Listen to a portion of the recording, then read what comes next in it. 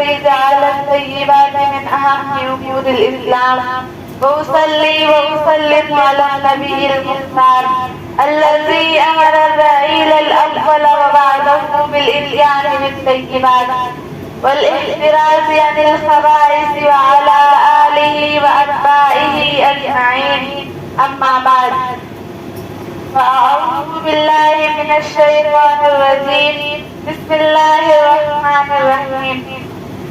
يا أيها الذين آمنوا كلوا من طيبات ما رزقناكم واشكروا لله إن كنتم إياه تعبدون. حضرت رئيس الاجتماع الكريم وأساتذة الأدلة ذوي الصلاح والتقوى وزملائي في الفصول، لي ولد بالغ وشوق كبير إلى القيام بإلقاء خطبة عربية وجيزة في موضوع كسب الحلال في هذا الحفل الميمون. فالالتماس من الحضور أن يقوموا بالاستماع والعمل بالتوجيهات.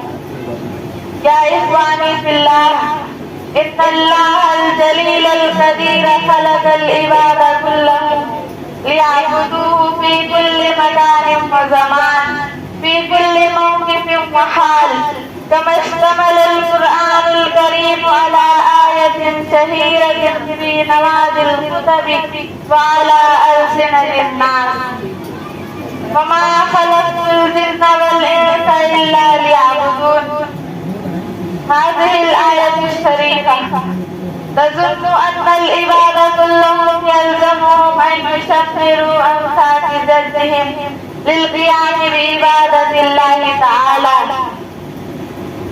في كل حال من الأحوال وفي كل ظرف من الظروف، ولكن العبادات كلها والفرائض بأسرها لا تتحقق إلا بالأجسام الإنسانية والأعضاء البشرية، والأجسام البشرية والأعضاء الإنسانية لا تقوى إلا بالغذاء والمآكل والمشارب، لا تتأتى فوائدها الحقيقية إلا أن تكتسب بأساليب محدودة وطرق مشروعة. فإنما يريد أحد من أبناء الأسرة الإنسانية أن يمارس عبادة الله تعالى لتحقيق الخشوع وإيجاد الخضوع، فعليه أن يتسارع إلى استعمال الغذاء الذي اكتسب من طرق شرعية ومن ذريعة لا شائبة فيها للحرام. أيها المستمعون، ولذلك فإن الله أمر العباد كلهم بأكل الحلال وتناول الطيبات من الآية الشريفة، كما ذكر في التنزيل العزيز: يا أيها الذين آمنوا كلوا من طيبات ما رزقناكم واشكروا لله إن كنتم إياه تعبدون. أيها المسلمون، ألا تتدبرون في أنكم كيف تخرجون